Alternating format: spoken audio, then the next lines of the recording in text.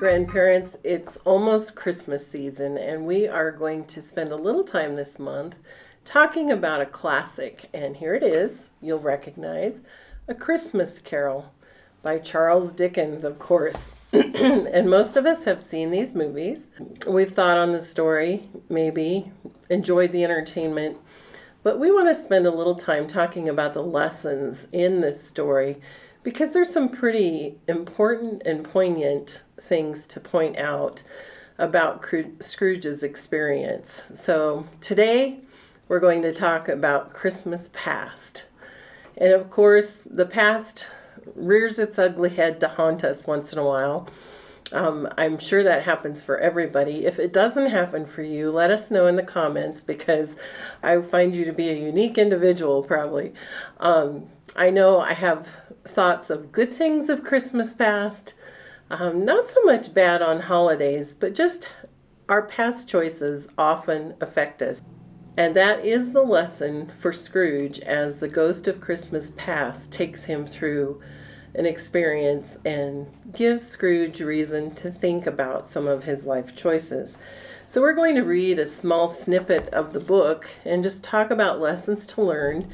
And then I would encourage you to order up the book if you don't have it on your shelves. Order it up, read it, glean from it what you can, read it to your grandchildren, talk about the lessons with them, and just help them embrace this classic story.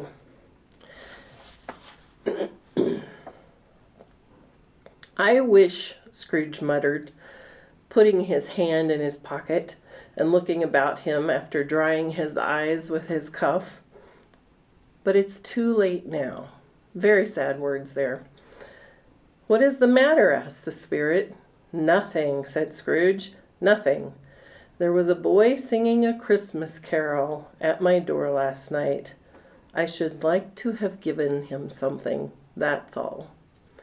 So in the experience with the ghost of Christmas past, Scrooge begins to realize he has regrets. And he's forgetting the lessons of his youth, and he's lived a life that has many regrets, even as recent as the night before last for him. So as we think about Christmases past or years past, the first thing we want to think about is not to forget the lessons that we've learned when we were young, perhaps by hurts we experienced ourselves, like Scrooge did in the story, and you'll have to read it to refresh your memory about what that hurt was. But the long-term lesson is, don't let our regrets creep up on us and take over our lives, and then don't continue making those mistakes. Our second scene that we want to talk about today, the spirit signed to him to listen to the two apprentices. So Scrooge and the spirit are looking in on Scrooge's past when he was a young apprentice working for Fezziwig. What a cool name, Fezziwig. Anyway, the spirit signed to him to listen to the two apprentices who were pouring out their hearts in praise of Fezziwig.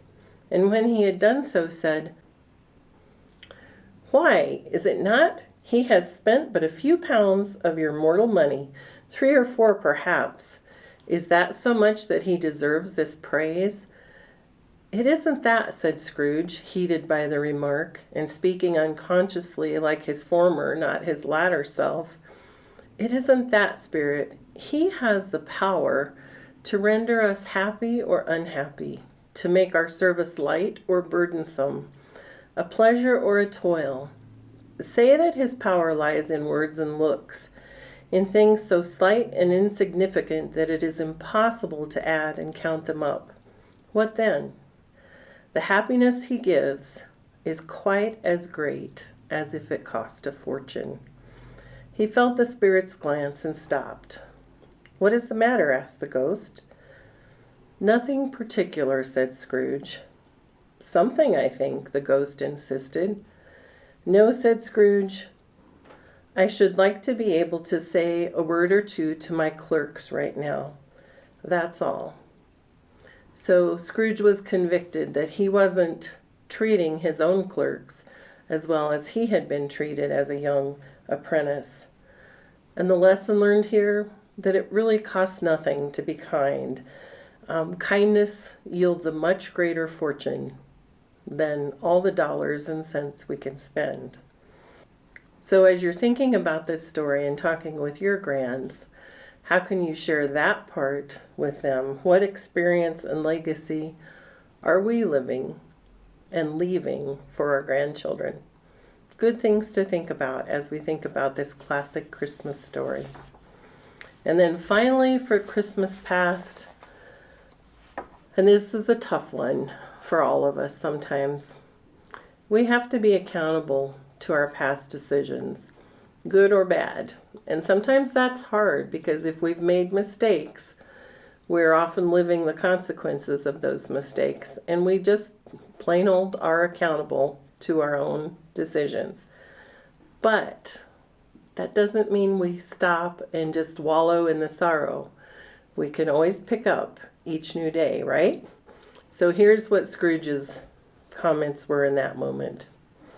Spirit, said Scrooge in a broken voice, remove me from this place. I told you these were shadows of the things that have been, said the ghost. That they are what they are, do not blame me. Remove me, Scrooge exclaimed. I cannot bear it. The spirit had allowed him to witness his lost love of the past and the family that she had enjoyed after having left Scrooge and marrying another and living a happy life. And that caused Scrooge a great amount of pain. But his pursuit of money and wealth and success in a worldly manner caused him to lose something extremely valuable. And he now, as an old man, is accountable to those choices of his youth. So he lost his young love. He's accountable, and he can't change the past, just like many of us can't change past bad decisions that we've made. But there is always hope. As long as there's life, there is hope. And so as we move forward and we think about those regrets of Christmases past or years past, and we know that we're accountable, we can make new choices now. We can become accountable to new decisions and new ways of living. We can work to heal grievances. We can build multi-generational relationships starting now. Go out to your family. If you've got hurts that are lingering, go out to them. Begin the process of healing. And it may take time. We've talked about these things in other videos.